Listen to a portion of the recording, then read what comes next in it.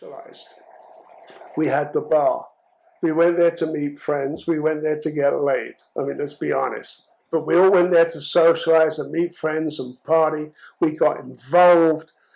The beginning of starting the Club 70. This was at that time. Guys here in Edmonton, before then, went to the local pubs. They wanted a place of their own to meet. In those days, there was a liquor license law. They tried various places. They finally found a place on 101st Street and 106th Avenue. Today, it's still there. It's called the Mila Pub. They met there, got their liquor license, and things were going well till the owner discovered, hey, this is not the group that we want in here, and they locked the doors. So what are we going to do, guys? All of our records of our membership, people's name and addresses are in the downstairs in the basement.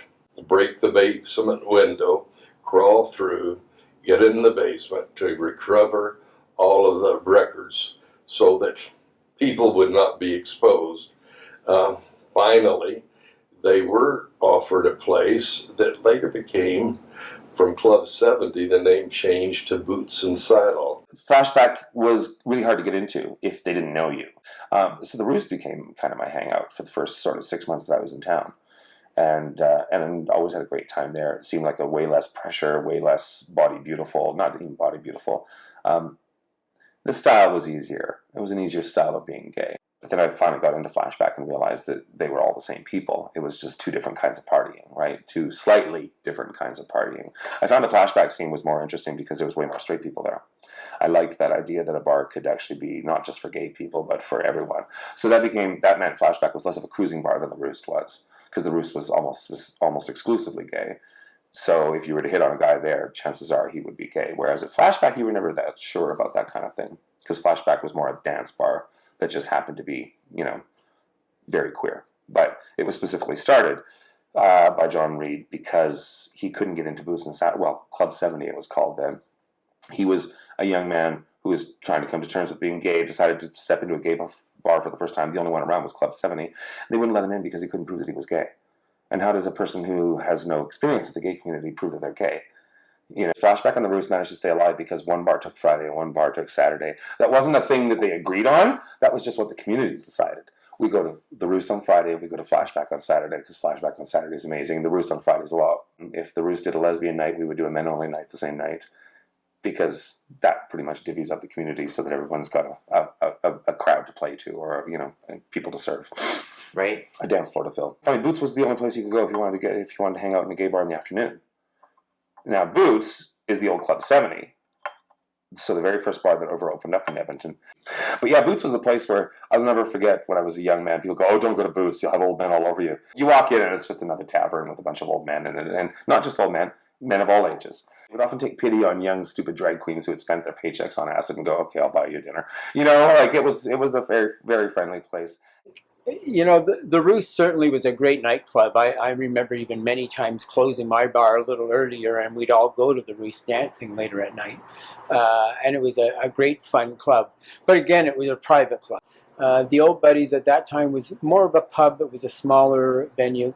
And I think there was a lot of people that felt more comfortable with that as opposed to, the Roost in its heyday, I think their seating capacity was over 800. And that would be very intimidating. I think going to any bar for the first time, straight or gay, first time going into a bar is intimidating. You're on other people's turf. You don't know what it's like or what to expect.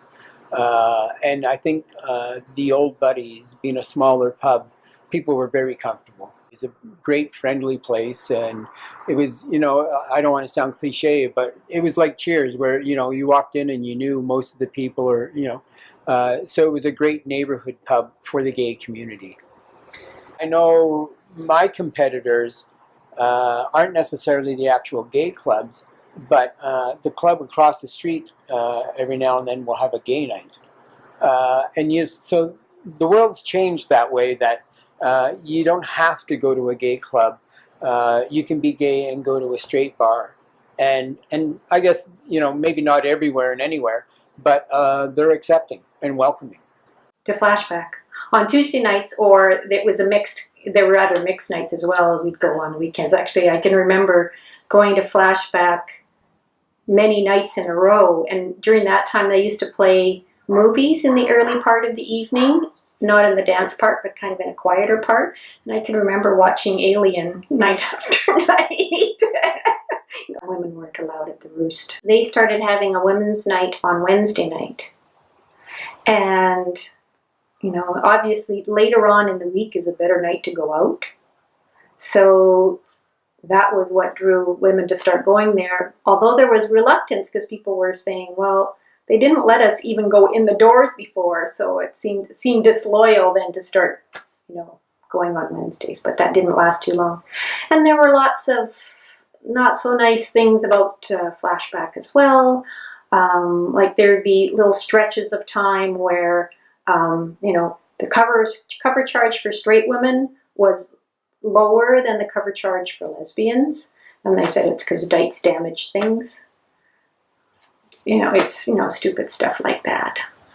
Flashback. Yes, that's the one. I went a few times. And anyways, once we got the women's space dances going, once a month we had dances, and generally I became an organizer pretty well from the start. Right from the beginning, we had older women, you know, and for me at 20 years old, yes, 30 was old, but 40 and 50, absolutely, we had the older lesbians, and they would come out. So many dances would go by, and I wouldn't dance with anyone, but I was so happy to be there with all the lesbians in the room, and I kept going. I mean, at the clubs, there were, you know, especially on the weekends, there'd be more straight people there, and you know, you could get manhandled by people who just didn't like that there were lesbians there. So at the women's space dances, it was like, yes, this is our place. Once a month, we have our space, and that was good.